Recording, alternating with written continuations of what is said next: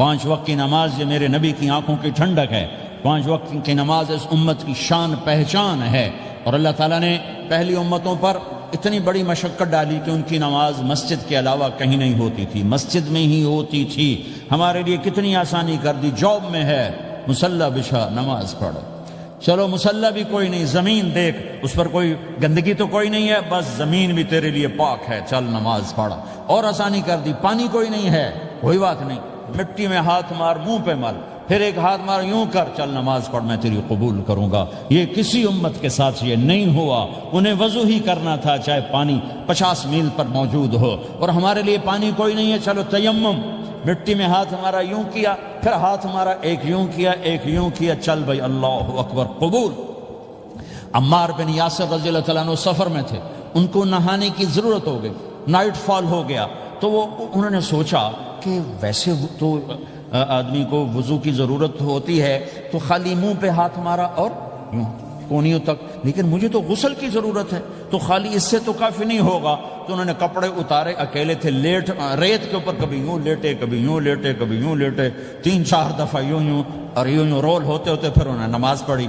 آئے اللہ کے نبی کی بارگاہ میں، یا رسول اللہ مجھے رات کو نہانے کی ضرورت پڑ گئی، تو میں نے کہا وضو کے لیے تو خالی یہ 2 دفعہ کرنا کافی ہے، تو یہ تو نہانا تھا، تو میں تو ریت میں خوب رول ہوتا رہا۔ میرے نبی نے انما یکفیک ضربتان، ارے سیدھے بندے عمار، اس کے لیے بھی اتنا ہی کافی تھا کہ تو یوں کرتا اور یوں کرتا اور تو پاک ہو جاتا۔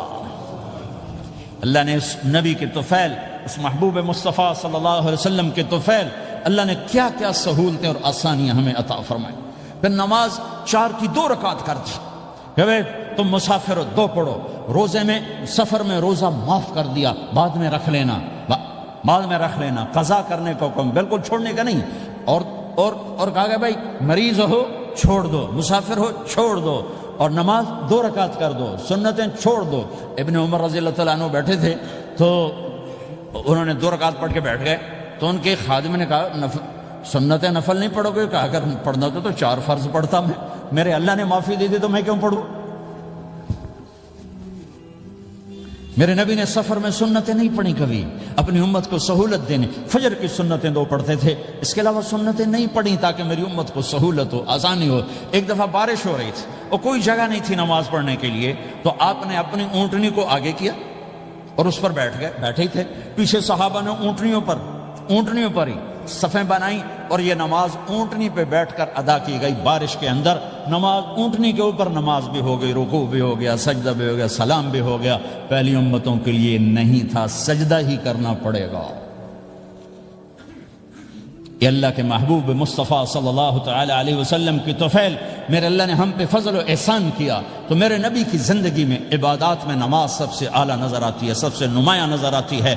اور پھر بازار میں، گھر میں، دفتر میں، ماحول میں میرے نبی کے اخلاق، یہ زندگی کا دوسرا روشن پہلو ہے۔ میرے نبی کی ساری زندگی 2 لفظوں میں آتی ہے، عبادت اخلاق، عبادت اخلاق، یا 2 اور لفظ، حقوق اللہ حقوق العباد، حقوق اللہ حقوق العباد۔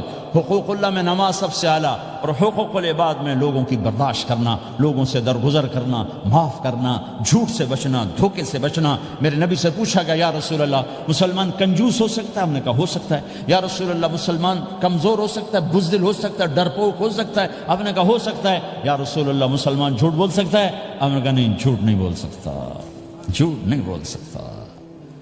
ہاں، الا لعنت اللہ علی الکاذبین، جھوٹوں پہ اللہ کی لعنت۔ اس لعنت کے ساتھ 400 پاؤنڈ بچا لیے، 4000 بچا لیے، 4 ملین بچا لیے، 4 بلین بچا لیے، 4 ٹریلین بچا لیے، ساری دنیا کو بچا لیا، اور اوپر اللہ کی لعنت پڑی تو اللہ کی قسم گھاٹے کا سودا ہے۔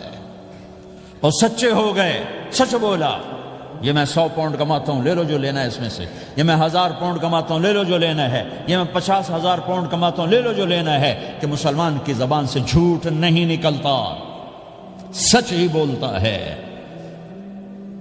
آپ تشریف لے جا رہے ہیں، ایک آواز ہے یا رسول اللہ، آپ نے یوں دیکھا، کوئی نظر نہیں آیا، پھر آواز ہے یا رسول اللہ، تو آپ نے دیکھا کہ ہرنی ڈیئر چھوٹی وہ کھڑی ہوئی، رسی میں بندھی، تو آپ نے کہا کیا ہوا؟ کہا جی آپ کا صحابی مجھے پکڑ کے لایا ہے، میرے چھوٹے چھوٹے بچے بھوک سے رو رہے ہوں گے، آپ مجھے چھوڑ دیں، میں بچوں کو دودھ پلا کے واپس آ جاتا، مجھے پتا ہے میرے اللہ کی تقدیر میرے بارے میں کیا ہے۔ تو آپ نے کہا اگر تو واپس نہ آئی تو پھر تو اس نے کہا مجھے اللہ جہنم میں ڈال دے. آپ نے اس کی رسی کھول دی, خود وہیں بیٹھ گئے. اس نے دوڑ لگائی اور پہاڑوں میں گم ہو گئے. تھوڑی دیر کے بعد وہ دوڑتی ہوئی آئی اور آ کے سر یا رسول اللہ میں حاضر ہو گیا. تو آپ نے اس کو باندھ کے وہیں آپ بیٹھ گئے نہیں.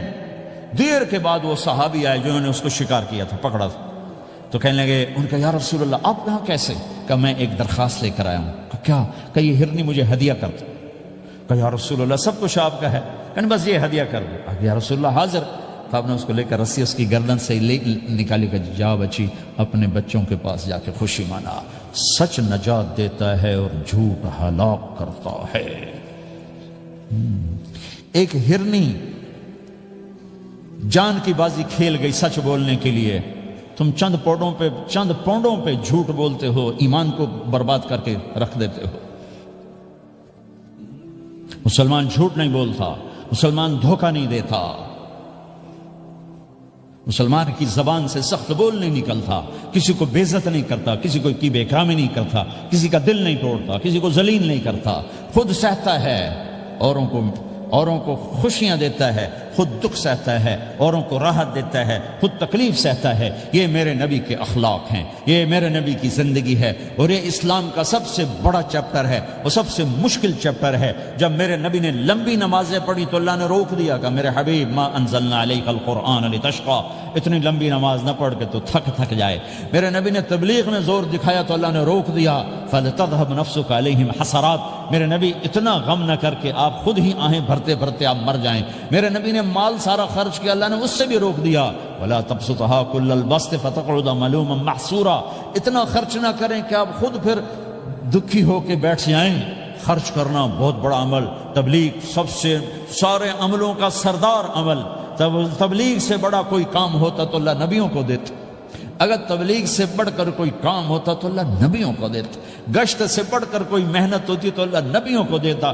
950 سال نوح علیہ السلام گشتی کر رہے ہیں, اور اللہ کی مان لو. اتنا عظیم عمل کا میرے نبی درمیانہ. نماز سب سے بڑی عبادت, میرے نبی درمیانہ کام. لیکن جب میرے نبی نے اخلاق اچھے کیے, دشمن کو معاف کرنا. تو ایک آدمی آپ سوئے ہوئے تھے, آپ کی تلوار لٹکی تھی, ایک آدمی آیا, اس نے آپ کی تلوار اتاری اور یوں ماری پسلی میں. آپ اٹھ کے بیٹھ گئے. اب وہ قتل کے ارادے کے لیے آ چکا ہے اور تلوار یہاں ہے. کہتا من یمنعک منی, اب بول تمہیں کون بچائے گا؟ تو آپ نے مسکراتے ہوئے کہا اللہ. تو اس کے ہاتھ سے تلوار گر پڑی. تو آپ نے اٹھا لی, آپ نے یوں سیدھی کی, اب تو بچا, تجھے کون بچائے گا؟ وہ کہنے لگا مجھے تو ہی بچائے گا. وہ تو اللہ کو جانتا نہیں تھا. کہا بابا مجھے تو ہی بچائے گا. تو آپ کہتے ہیں اس کا سر اڑا دو, یہ نبی کو قتل کرنے آیا ہے. میرے نبی نے فرمایا کلمہ پڑھتے ہو؟ کہا نہیں پڑھتا. کہا جاؤ معاف کیا. یہ میرے نبی کے اخلاق ہیں. 20 سال جنہوں نے قتل کے منصوبے بنائے, مکہ والے.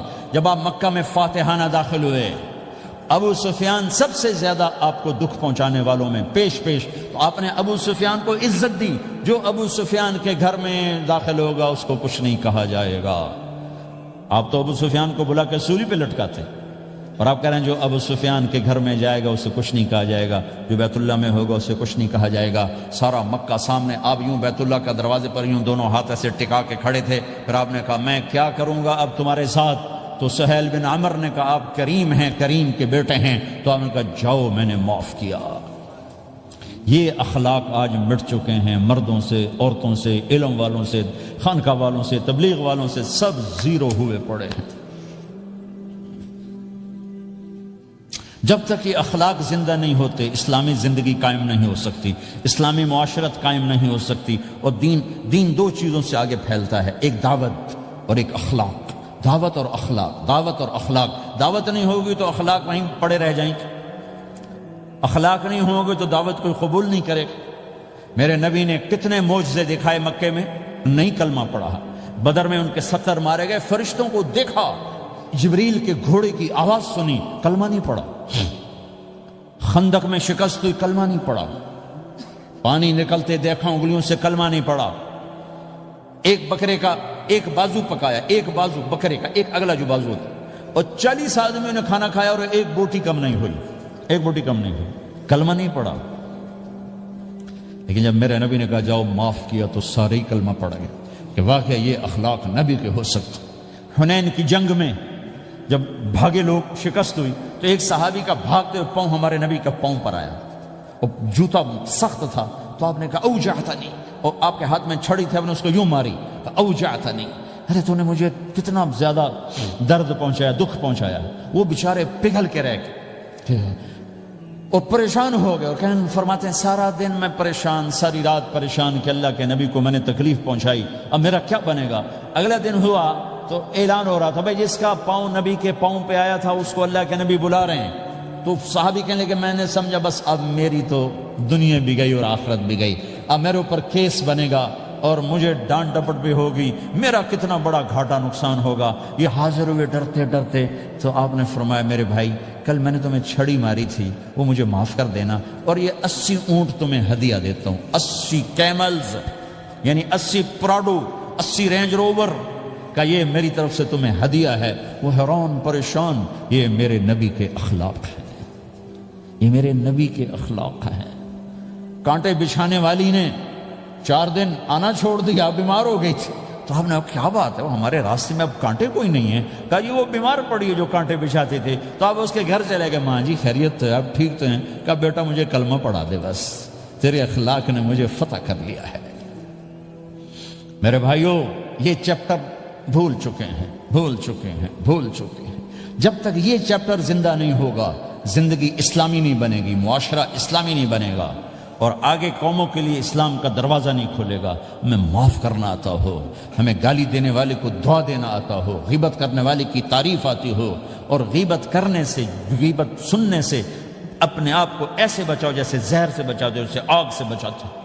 ایک دوسرے کو نفرت کا بول نہ بولو ورنہ ساری زندگی تباہ و برباد ہو جائے گی۔ میرے رب کی قسم، میرے نبی نے کہا ایک زبان کا بول انسان بولتا ہے اور جہنم کی گہرائیوں میں گر جاتا ہے، اور ایک زبان کا بول انسان بولتا ہے اور جنت کے درجات پر چڑھ جاتا ہے۔ یہ زبان بہت طاقتور چیز ہے، میں ہر بیان میں اس کو دہرا رہا ہوں کہ جتنا یہ عمل ختم ہو چکا ہے اتنا کوئی عمل بھی نہیں ختم ہوا ہے۔ اور ایک صحابی ہیں ابو دجانہ۔ کون ابو دجانہ؟ السابقون الاولون من المہاجرین والانصار، اس میں پہلی صف کے صحابہ۔ کون ابو دجانہ؟ جب آپ حج پر گئے تو اپنی جگہ مدینے کا امیر ابو دجانہ کو بنایا۔ ابو دجانہ حج میں شریک نہیں ہوئے کہ آپ نے اپنی جگہ ان کو اپنا نائب بنا کے وہاں کھڑا فرمایا ابو دجانہ میری جگہ پر مدینے کا امیر ہے، یہ وہ ابو دجانہ ہیں۔ کون ابو دجانہ؟ جو جنگ بدر سے لے کر آخری حج تک ہر سفر میں شریک ہیں، ہر سفر میں شریک ہیں۔ ان کی ایک بات میں بتانا چاہتا ہوں، پہلے تھوڑی سی ان کی ہسٹری بتانا چاہتا ہوں۔ کون ابو دجانہ؟ احد کی جنگ میں آپ نے تلوار اٹھائی، کہا اس تلوار کو کون لے گا؟ کئی صحابہ کھڑے ہو گئے۔ آپ نے کہا اس تلوار کا حق کون ادا کرے گا؟ سارے بیٹھ گئے، 3 آدمی کھڑے رہے، ایک زبیر بن عوام، ایک عمر بن خطاب، ایک ابو دجانہ۔ ان کا نام ہے سماک بن خرشنہ، سماک بن خرشنہ ان کا نام ابو دجانہ سے مشہور ہے۔ تو آپ نے تلوار نہ عمر کو دی، نہ زبیر کو دی، ابو دجانہ کو دی تھی۔ تو عمر رضی اللہ عنہ نے تو محسوس نہیں کیا، حضرت زبیر نے محسوس کیا کہ اس کو کیوں دی، مجھے کیوں نہیں دی؟ میں مہاجرین میں سے ہوں، میں پھوپھی کا بیٹا ہوں، میں اس سے دلیری میں کم نہیں ہوں۔ بلکہ حضرت زبیر کی دلیری کی تو دھک تھی، جدھر سلوار چلتی تھی کاٹتی چلی جاتی تھی، کہنے کہ میں دیکھوں گا یہ کیا کرتا ہے۔ تو ابو دجانہ کے پیچھے پیچھے زبیر ہو لیے۔ تو ابو دجانہ نے جو حملہ کیا تو 3000 کا لشکر تھا، اس کو چیر کے پار نکل کے، پورے لشکر کو کاٹ کے پار نکل کے، اور آگے عورتیں کھڑی تھیں جو مکے کے لشکر کو تیار کر رہی تھیں۔ نحن بنات طارقی نمشی علی النمارقی مشی القتل بوارقی المسک فی المخالقی المسک فی المفارقی والذر فی المخالقی ان تقبلوا نعانقی وتدبروا نفارقی فراق غیر وامقی۔ یہ گانا گا رہی تھی اور ان کو تیار کر رہی تھیں۔ تو جب ابو دجانہ کی تلوار نظر آئی تو سب بھاگی، ہندا پکڑی گئی، تو آپ نے یوں اپنی تلوار ہندا کے سر پر رکھی، انہوں نے چیخ ماری، تلوار ہٹا لی۔ تو زبیر پیچھے پیچھے کہ کیا کیا ہے؟ جنگ میں اگر کوئی عورت حصہ لے اسے مارنا جائز ہے، ویسے جائز نہیں ہے، عورت کو، بچے کو، بوڑھے کو ہاتھ لگانا جائز نہیں ہے۔ تو انہوں نے کہا تلوار کیوں نہیں چلائی؟ کہا میرے محبوب کی تلوار ہے، عورت کے خون سے رنگین کر کے اس کی شان نہیں گھٹانا چاہتا، یہ میرے نبی کی تلوار۔ پھر واپس ہوئے، پھر اٹیک کیا اور پھر مجمع کو چیر دیا۔ سامنے ایک آدمی آ رہا تھا ہاتھی کی طرح، اتنا لمبا موٹا تازہ، تو زبیر کہنے لگے میرے جی میں آیا کبھی اس کی ٹکر ہونا پھر میں دیکھوں ابو دجانہ کیا چیز ہے۔ تو اللہ کا کرنا ایسا ہوا ابو دجانہ دونوں آمنے سامنے ہو گئے، تو وہ ایسے شاہ سوار تھے کہ دونوں طرف کے لشکر ذرا تھم گئے اور وہ دونوں بھڑ گئے۔ ابو دجانہ کے اپنے جوہر، اس پہلوان کے اپنے جوہر، غبار اٹھا، مٹی اٹھی، اور اس کی اپنی طاقت، ان کی اپنی طاقت، انہوں نے ابو دجانہ کو اس نے زخمی کر دیا۔ ابو دجانہ نے جو جوش میں آ کے ماری تلوار، اس کو لگی یہاں، تو اتنی طاقت سے لگی کہ اس کے نیچے اتر کر 2 ٹکڑوں میں تقسیم کر دی۔ یوں ماری تو ایک حصہ ادھر ایک حصہ، پھر یوں دیکھا اور اپنے چہرے سے لوہے کی ٹوپی اتاری، وما ترى انا ابو دجانہ، کیا دیکھ رہے ہو؟ میں ہوں ابو دجانہ، تلوار صحیح لی ہے میں نے، غلط نہیں لی۔ یہ ابو دجانہ ہیں۔ اور جب شکست ہو گئی احد کی جنگ میں، اور پھر 10-12 آدمی نے آپ کو گھیرے میں لیا ہوا تھا، ان میں ایک ابو بکر تھے، عمر تھے، علی تھے، طلحہ تھے، زبیر تھے، سعد بن ابی وقاص تھے، اور سہل بن حنیف تھے، عبادہ قتادہ بن نعمان تھے، اور ابو دجانہ تھے رضی اللہ تعالی عنہم۔ ان میں سے ایک ابو دجانہ بھی تھے، اور یمامہ کی جنگ میں ابو دجانہ شہید ہوئے، یمامہ کی جنگ میں شہید ہوئے۔ یہ ابو دجانہ کی تھوڑی سی سیرت آپ کے سامنے آئی ہے۔ اس کے بعد اب آپ ان کے قول کو سنو تاکہ اس کا وزن آپ کے سامنے آئے۔ یہ بدر کے شریک ہیں، اللہ کے نبی نے کہا بدر کا صحابی جو مرضی کرے بخشا گیا۔ یہ صلح حدیبیہ کے شریک ہیں، اللہ نے قرآن میں کہا لقد رضی اللہ، میں ان سے راضی ہو گیا۔ یہ صحابی ہیں، اللہ نے کہا کلا وعد اللہ الحسنی، اے میرا نبی تیرے ہر صحابی کے لیے جنت کا وعدہ ہے۔ اور اب یہ کیا کہتے ہیں؟ یہ کیا کہتے ہیں لوگو؟ ان ارجع عملی عند، لوگو میرے پاس، ابو دجانہ میرے پاس بخشش کا سب سے بڑا عمل جانتے ہو کیا ہے؟ بدر نہیں، احد نہیں، حدیبیہ نہیں، خندق نہیں، خیبر نہیں، فتح مکہ نہیں، آخری حج نہیں۔ کیا ہے؟ کیا ہے لوگو؟ ان ارجع عملی عندی، میرے پاس آخرت میں بخشش کا سب سے بڑا عمل بس ایک ہے کہ ما آذیت احدا بلسانی، میں نے اپنی زبان سے کبھی کسی کو دکھ نہیں پہنچایا۔ ولا اجد فی قلبی غلا لاحد، اور میرے دل میں کسی کے لیے بغض کوئی نہیں ہے، بس یہ میری بخشش کا عمل ہے۔ تو بھائیو، نبی کے اخلاق میں 2 چیزیں لے لو، ایک زبان سے کسی کو دکھ نہ دو، ایک دل میں کسی کا بغض نہ رکھو۔ اللہ کی قسم بغیر حساب کتاب کے جنت میں جاؤ گے۔ بڑے بڑے جنید بغدادی اور بڑے بڑے معرفت والے تمہیں دیکھتے رہ جائیں گے، تمہاری رفتار اتنی تیز ہوگی کہ تمہیں وہی پکڑ سکے گا جس کا یہ 2 عمل تم سے زیادہ اچھا ہوگا۔ جس روڈ پہ رش ہوتا آپ وہاں سے گاڑی ہٹا لیتے ہو، ادھر نہیں جانا، ادھر رش ہے، وہ سائن وغیرہ آپ کو آ جاتے ہیں کہ ادھر بلاک ہے، ادھر نہیں جانا، ادھر جانا ہے۔ تو جہاں روڈ پہ رش ہوتا ہے تو قیمتی سے قیمتی گاڑی کی رفتار بھی آہستہ ہو جاتی ہے، اور جہاں روڈ خالی ہوتا ہے تو پرانی گاڑی بھی بھاگے جا رہی ہوتی۔ ہمارے یہاں پرانی گاڑی ہوتی ہے نا، پرانی بسوں کے پیچھے لکھا ہوتا ہے نہ انجن کی خوبی نہ ڈرائیور کا کمال، خدا کے سہارے چلی جا رہی ہے۔ اور جس کے پاس ایسی گاڑی ہو، نہ انجن کی خوبی نہ ڈرائیور کا کمال، تو اگر اس کو روڈ خالی مل جائے تو وہ تو مرسیڈیز والے سے پہلے پہنچے گا، رینج روور والے سے پہلے پہنچے گا، بینٹلی والے سے پہلے پہنچے گا، روز رائز والے سے پہلے پہنچے گا، جو وہ تو پھنسی کھڑی اور اس کا روڈ ہی خالی ہے۔ تو میرے بھائیو، یہ میں ایک مثال دیتا ہوں، عبادات کی روڈ پہ بہت رش ہے، نمازی بے شمار ہیں، روزے دار بے شمار ہیں، عمرے والے بے شمار ہیں، حج والے بے شمار ہیں، اور تہجد گزار بے شمار ہیں، علماء بے شمار ہیں، حافظ بے شمار ہیں، ذکر والے بے شمار ہیں، بہت رش ہے، تبلیغ والے بے شمار ہیں، لیکن جو اخلاق والا روڈ ہے نا، یہ خالی پڑا ہے۔ اس پہ موٹر زوکی پہ چڑھ کے آ جاؤ تو سب سے آگے نکل جاؤ، سائیکل پہ چڑھ کے آ جاؤ تو سب سے آگے نکل جاؤ، کہ روڈ ہی خالی ہے، اخلاق کا روڈ خالی ہے۔